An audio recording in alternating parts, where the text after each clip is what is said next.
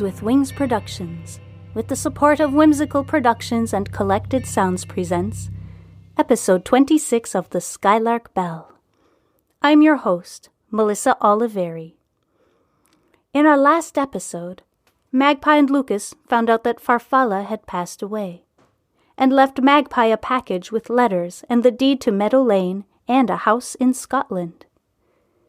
In today's episode, we continue the adventure with Chapter 26, Legacy, where Magpie and Lucas make an incredible discovery while packing up Farfalla's things.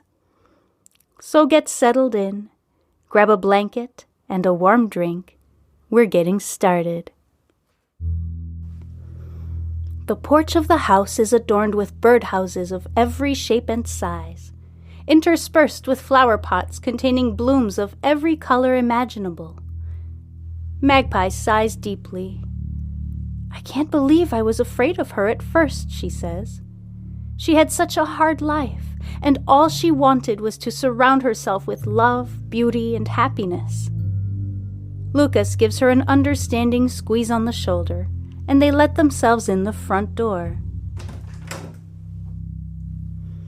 Upon entering, they're surprised to find the house is mostly bare, with minimal living room furniture and only a few books in the built-in bookcase. Some plates and cups, along with a few pantry items, and the necessary pots, pans, and utensils, are the only items to be found in the kitchen. An open box of canning jars sits on a small round table in the corner that serves as a dining area. Toward the back of the house, there's a bedroom with only a bed, nightstand, and dresser. They find no perfume bottles, makeup, jewelry, or anything else that would make the room feel inhabited.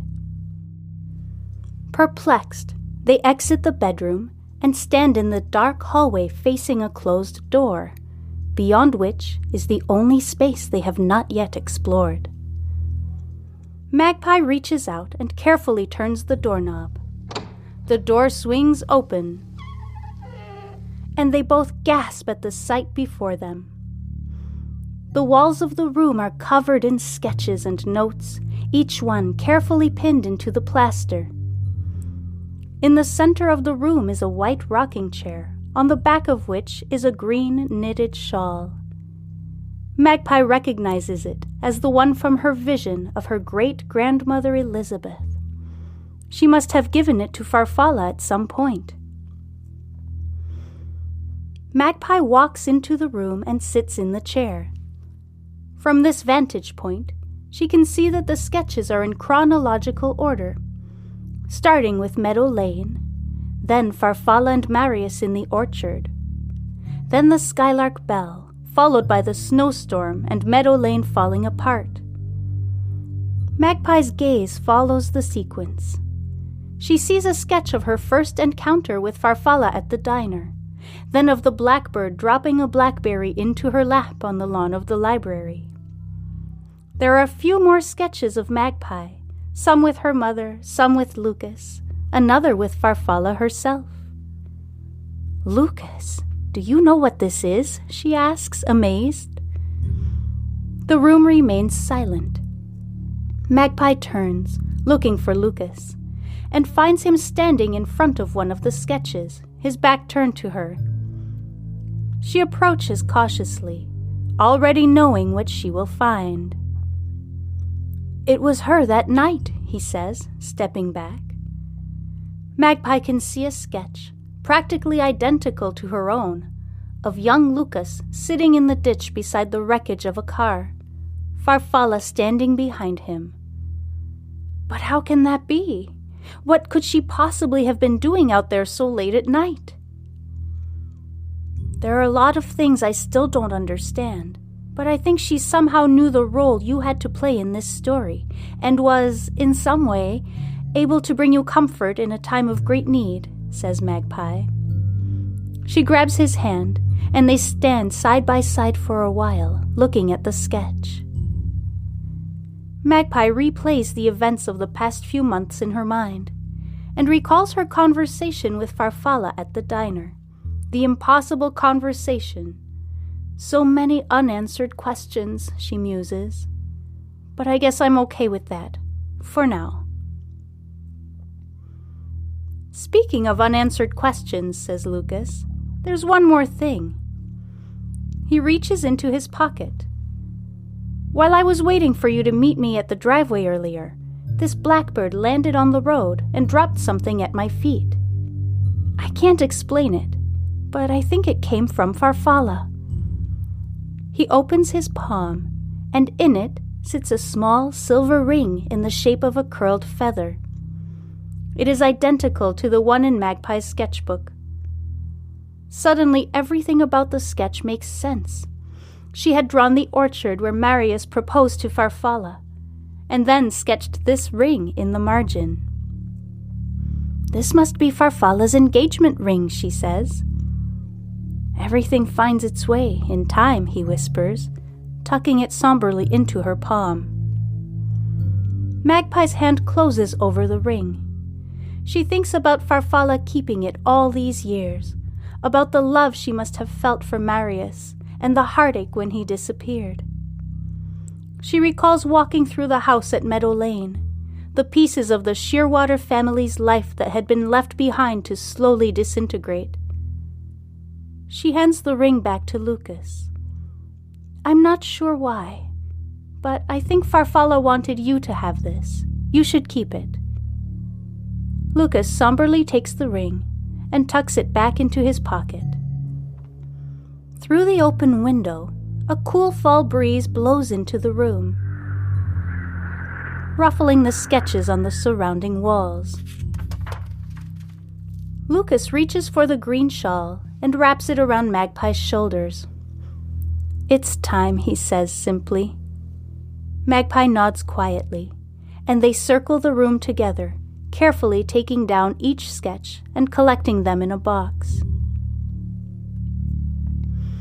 A few minutes later, they are standing in the middle of the room, surrounded by empty walls. For a moment, Magpie's heart feels heavy. A cloud passes in front of the sun, and the whole room is washed in gray. Magpie turns toward Lucas, who smiles warmly at her. He's been by her side this entire time. There's still so much she needs to tell him, but there will be a different time for that. Right now, it's time to step back and enjoy the sights and sounds of the world outside this little house. The cloud moves along, and sunlight once again filters through the window. The feeling in the room immediately shifts, the heaviness lifting and giving way to a palpable sense of peace. Lucas grabs the box, and he and Magpie step out of the room into the hallway. As they turn to leave, a gust of wind blows through the window, causing the door of the small room to slam shut. A moment later, footsteps echo in the empty room behind the door. Startled, Magpie and Lucas stare at one another, wide-eyed. "Did you hear that?" whispers Magpie. "Those were definitely footsteps," she says, her voice shaking. Lucas nods, putting a finger to his lips. He leans forward, reaching for the doorknob. Just then, the door swings open on its own, revealing the empty room once again. Magpie and Lucas glance at each other uneasily before stepping through the doorway. "Lucas, look!" exclaims Magpie, pointing to a sheet of paper laying on the seat of the rocking chair. "This wasn't there before," she says, pulling the shawl more tightly around her shoulders as a sudden chill runs through her. Taking a few steps into the room, she reaches for the paper and holds it up. "It's another sketch," she says excitedly. "It's Meadow Lane, with a full blooming orchard behind the house, and there's birds flying high above and horses in the meadow. I can even see the Skylark Bell hanging in the upstairs window. And on the front lawn, there's the Shearwater family, all lined up like they're posing for a photograph." Magpie has been so busy studying the sketch, it takes her a moment to realize Lucas has gone completely silent. She looks over the paper at him, her eyebrows furrowed. "Lucas, what's wrong?" she asks. Lucas is standing completely still, his arms stretched out, pointing to the back of the sketch. The color has drained from his face, and his eyes are open wide. Magpie flips the paper over. Scrawled on the back of the page are 4 words that make her blood run cold. I am not Farfalla.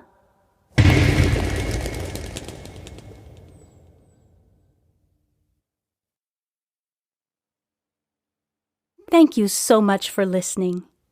This concludes Season 1 of the Skylark Bell podcast. But don't leave just yet. There are surprises in store to tide us over until we return for Season 2 with Wingspan, the next book in the Skylark series. Be sure to subscribe, you don't want to miss a thing. Before I go, I'd like to thank Fate and Starling Publishing for this fantastically eerie story, and Cannell for composing equally fantastic and eerie music for this podcast. If you enjoyed the story and would like to support my work, you can become a Patreon subscriber to get early access to episodes, MP3 downloads of the original music of the podcast, and so much more. You can also donate to the tip jar via PayPal. All links are available on the website, www.theskylarkbell.com. You can also leave a rating and a review on your preferred podcast platform. It doesn't cost anything, and it helps give the podcast visibility so other people can discover and enjoy it. As always, I thank you for listening. This has been a wonderful year, and I look forward to sharing many more stories with you. Stay tuned over the next few weeks. I've got lots of surprises in store. Thank you.